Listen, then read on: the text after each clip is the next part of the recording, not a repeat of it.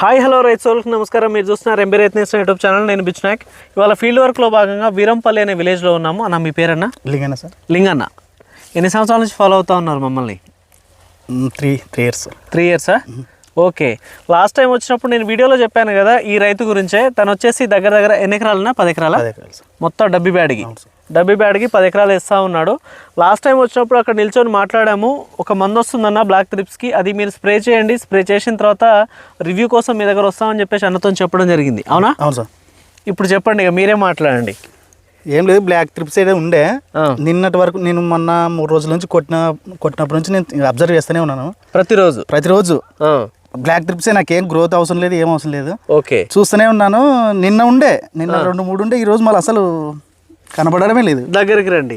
యాక్చువల్గా రైతు ఇందాక వస్తున్నప్పుడు చెప్తా ఉండే కొంచెం కవర్ అయింది, ఇంకా కాస్త ఉన్నాయని చెప్పేసి. ఇప్పుడు అబ్జర్వ్ చేస్తున్నాము, కనబడట్లేదు. ఒకటి ఉంది, నిన్నైతే 5-6 ఉండే సార్. నిన్నటి వరకు నేను అబ్జర్వ్ చేస్తూనే ఉన్నా. ఓకే, ఓన్లీ మనం బ్లాక్ త్రిప్స్ గా మనం కాస్ట్ పెట్టి తెచ్చినాం. చూడండి, 1-2 నిన్న 5-6 ఉండే. ఈ రోజు అయితే అసలు 2కి వచ్చేసింది. ఓకే, 2కి దాంట్లో అసలు లేదు. ఇది ఇవాళ స్ప్రే చేసి 4వ రోజు, 3 రోజులు పూర్తయి 4వ రోజు అంటే సాయంకాలం స్ప్రే చేసి సాయంకాలం మళ్ళీ టైం ఉంది. సాయంకాలం 3వ రోజే లెక్కంటే 3 రోజులే. సో ఏమేమి తేడాలు గమనిస్తున్నారు స్ట్రాజెంటా స్ప్రే చేసిన తర్వాత? ఏం లేదు సార్, ఇప్పుడు ఇదైతే మన గ్రోత్ అయితే కొంచెం ముదురుండే, కొంచెం క్లాస్గా అయితే వచ్చింది. గుర్తుపట్టినాను, నాకు బాగా తెలిసి అటువి. ఓకే, క్లాస్ వచ్చింది. కొంచెం పింజ కూడా ఎమ్మడెమ్మడి అవుతుంది. ఇంత క్లైమేట్ లో కూడా కొంచెం పింజ ఎమ్మడెమ్మడి అవుతుంది. అది గుర్తుపట్టినా నేను.